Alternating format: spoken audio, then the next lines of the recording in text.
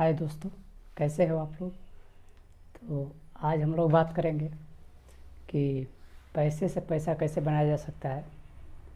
ये एक बहुत ही बड़ी और सबसे समझदारी वाली बातों में से how to make money through money.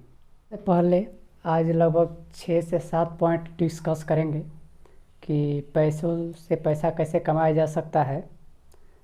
तो चलिए शुरू करते हैं। तो सबसे पहला पॉइंट जो है वो है कि आपके पास अगर रेयर कॉइन है तो उसका आने वाले समय में उसका वैल्यू बढ़ने वाला है। और इधर अगर आप लोग जुटाएंगे जो पुराने सिक्के हैं तो उसके आने वाले समय में उसका वैल्यू बढ़ेगा, जिसके चलते आप लोग एक 50 पैसा का रुपीज़ का आने वाले समय में 30-35 या फिर 4 से 5 हज़ार रुपये भी हो सकते हैं। उस सिक्के का कितना वैल्यू है उसके मुताबिक, लेकिन आने वाले समय में 50 पैसे का बहुत आने वाले समय में उसका दाम बढ़ेगा।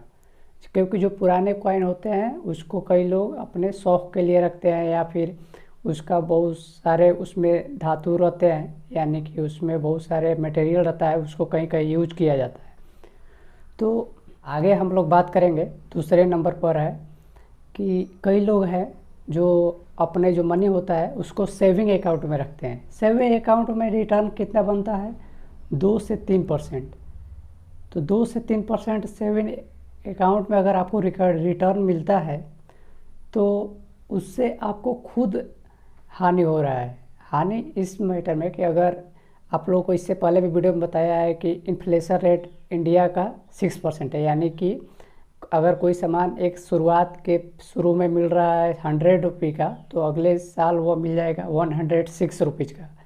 तो अगर सेविंग अकाउंट में हम रखते हैं पैसा तो शुरू में चीज़ है 100 रुपीज़ का, तो वो बढ़ के चला जाएगा 103, यानी कि आप लोग को वैसे भी इन्फ्लेशन रेट से कम ही पैसा आप लोग को मिल रहा है।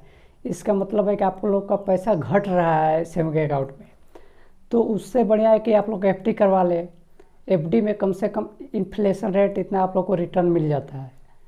तो अब आगे हम लोग बात करेंगे, और एक सबसे बड़ा और महत्वपूर्ण टॉपिक है इंश्योरेंस। ये काफ़ी लोग जानते हैं इंश्योरेंस के बारे में, और इंश्योरेंस सबसे बड़ा मैटर ये है कि कई लोग सोचते हैं कि इंश्योरेंस है कि हम लोग शुरुआत में इतना दिए, 10 या 15 साल बाद हमको इतना मिलेगा, लेकिन वास्तविकता में इंश्योरेंस उसके लिए नहीं होता है। इंश्योरेंस होता है आपको लाइफ कवरेज के लिए, कि आपके जाने के बाद आपके परिवार को इतना मिले कि वो उनका परिवार मतलब कि आपको अच्छी तरह चल सके। तो आज हम लोग डिस्कस करेंगे इंश्योरेंस में। एक आता है टर्म इंश्योरेंस। टर्म इंश्योरेंस जो होता है उसमें आप लोग को मिनिमम अगर 1 करोड़ का चाहिए अप्रॉक्सीमेटली, तो आप लोग को 10,000 पर साल का देना पड़ेगा। और आने वाले 20-25 साल उसका कोई ये नहीं है कि 20-25 साल, लेकिन यह है कि आपके जाने के बाद आपको परिवार को उतना मिल जाएगा। तो कई लोग कहेंगे कि मतलब कि मेरे जाने के बाद, तो वास्तविकता में इंश्योरेंस इसीलिए होता है कि आपके जाने के बाद, क्योंकि लाइफ का गारंटी कोई नहीं है कि कब कैसे चला जाए। तो और अब हम लोग आते हैं कि मैं पैसे को कैसे इन्वेस्ट करें कि ताकि हम लोग को ज़्यादा रिटर्न मिले। तो ज़्यादा रिटर्न के लिए अगर हम लोग को पैसा लगाना है तो एफडी में भी कई चीज़ है जो कि बैंक की तुलना में थोड़ा सा ज़्यादा आप लोग को रिटर्न देती है। वो भी एक तरफ से सिक्योर एज ए बैंक है, तो उसमें भी लगभग 9% के आसपास आप लोग को मिल जाए। कुछ कंपनी है जो कि AAA रेटेड है, तो वो तो है। तो आगे जो बात करेंगे जो हाई रिटर्न देती है वो है म्यूचुअल फंड।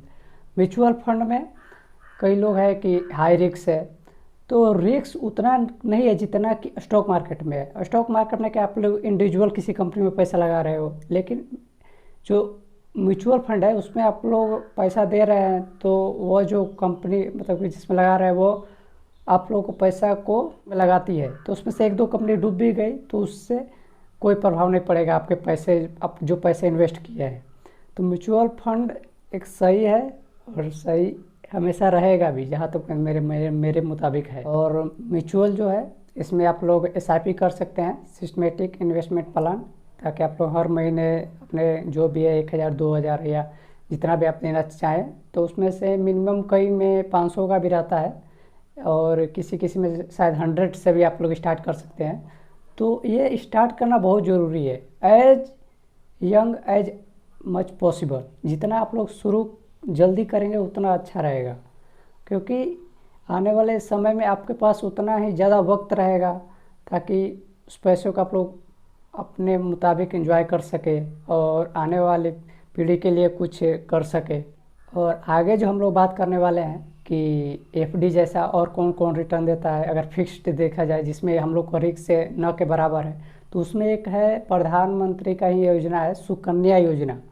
तो आप लोग उसमें लगभग 8 से 9% के आसपास आप लोग अपना रिटर्न पा सकते हैं। वो भी एक अच्छा योजना है। आप लोग, अगर आपकी कोई बेटी है तो उसके लिए ये जो स्कीम है बहुत अच्छा है कि आप लोग को 9%, 1% ज़्यादा है कम है, ये आने वाले समय के लिए जो हज़ारों है वो लाखों हो जाते हैं और लाखों जो है वो करोड़ों हो जाते हैं। तो ये लोग को अभी समझना चाहिए। और म्यूचुअल फंड को कैसे चूज करें, तो म्यूचुअल फंड को चूज करने के लिए आप लोग किसी फंड में अगर इन्वेस्ट करना चाहते हैं तो उस फंड का रेटिंग देखिए। रेटिंग अगर उसका 4 से 5 है, से 3.5 से अगर ऊपर है, तो आप लोग उसमें इन्वेस्ट कर सकते हैं। लेकिन आप उसमें अपने जितने भी हैं अपने आप को जांच परख कर करें। ये नहीं कि मैंने कर दिया और आप लोग आ गए, ऐसा नहीं है। आप लोग को पूरा जितना भी है उसमें अपना सोच समझ कर इन्वेस्ट करना बहुत ज़रूरी है, क्योंकि कई घपले भी हुए हैं। ऐसा नहीं है कि अगर देखा जाए तो सबसे बड़ा रिटर्न जो मिलता है वो मिलता है स्टॉक मार्केट में। और स्टॉक मार्केट में कई कई कंपनियां ऐसी है जिसमें 1000 से ऊपर % का रिटर्न दिया है।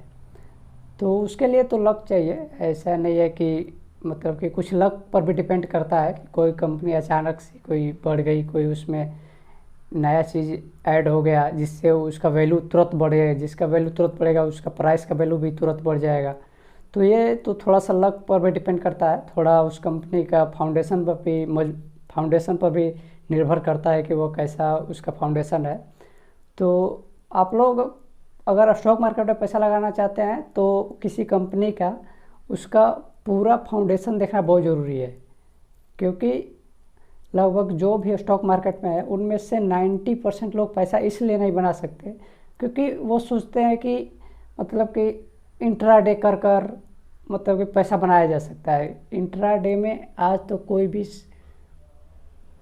नहीं, मतलब कि बहुत कम लोग लेकिन सफल हुए हैं इंट्राडे। 95% लोग अपना पैसा लूज करके जाते हैं, वो भी निगेटिव में। ये नहीं है कि मतलब कि जीरो हो गया फिर छोड़ के चले गए, अपना निगेटिव में पैसा लूज किए हैं।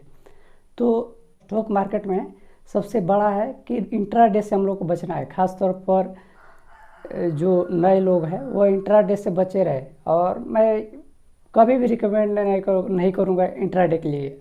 अगर कोई मुझे ट्रिक भी अगर मतलब कोई हमको अगर बढ़िया ट्रिक भी आता है तो मैं शेयर करूँगा, लेकिन कभी भी मैं इंकरेज नहीं करूँगा कि आप लोग इंट्राडे करें। मतलब कि अगर आप लोग, तो उसके लिए मैं केवल जो बड़े बड़े अनुभव, जो जिनके पास इंट्राडे का बहुत सारा अनुभव है, उनका अनुभव आप लोगों के साथ शेयर कर सकता हूँ। लेकिन मेरा पर्सनल जो अनुभव है वो इंट्राडे में नहीं है, मतलब कि मैं कभी भी रिकमेंड नहीं करूँगा इंट्राडे को।